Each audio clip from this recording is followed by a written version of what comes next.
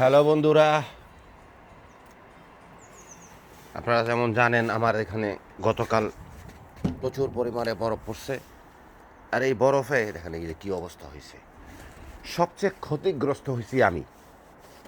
আমার এই দেখেন গ্রিন হাউসটা, মানে সরি এটা কী বলে এটার নাম, শেডটা, প্লাস্টিক শেডটা বরফের ওজনে দেখেন ভাঙ্গিয়া একদম চুরচুরা হয়ে গেছে।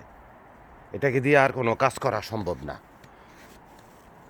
এই যে আমাদের এখানে কাপড়, সামারে যে কাপড় শুকাই সেই দড়িটা দেখেন, এই যে এটা হলো সেইটা, এই যে পরিষ্কার করে দিলাম। বরফের ওজনে আমার শেডটা একদম পুরো নষ্ট হয়ে গেছে, একদম ভাঙ্গিয়া চুরা কেমন যেন হয়ে গেছে। ও মাই গড, এই যে দেখ,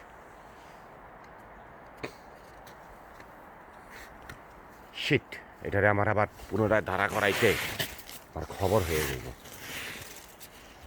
পাইপ, লোহার পাইপ যা ছিল সব বাঁকা হয়ে গেছে, আর ওজনে, বরফের ওজনে হয়ে গেছে, ভাঙ্গা পড়ে গেছে।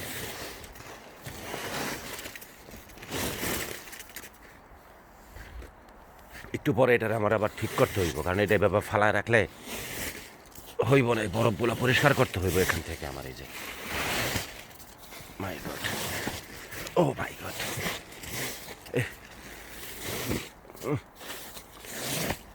বিরাট কষ্টে আছি এবং মানসিক যন্ত্রণায় আছি।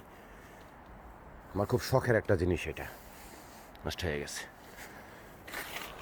যাক, অসুবিধা নেই, প্রাকৃতিক দুর্যোগ, মানুষের জীবন নষ্ট হয়ে যায়, জীবন চলে যায়।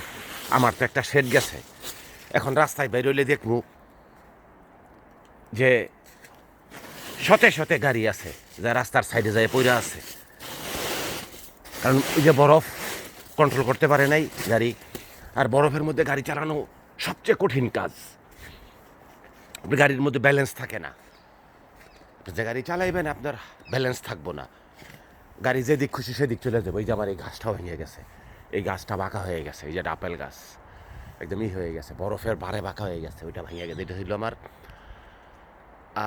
প্রুনিয়ে, প্রুনিয়ে মানে বাংলায় বলে আলু বোখারা, আমাদের দেশে আলু বোখারা বলে। এই যে আলু বোখারা গাছটা হয়ে গেছে, ভেঙে গেছে, একদম পুরোই ভেঙে গেছে। আপেল গাছটা বাঁকা হয়ে গেছে। এই যে বরফের পরিমাণ, এই যে দেখেন, ভয়ঙ্কর পরিস্থিতি। তবে আমি আমার শেডটার জন্য দুঃখিত। দেখেন এই যে এটা হলো আমার কবুতরগুলার এখন খাবার দেই কই আমি সেটাই বুঝতেছি না। জায়গা নাই, দেখেন কি অবস্থা।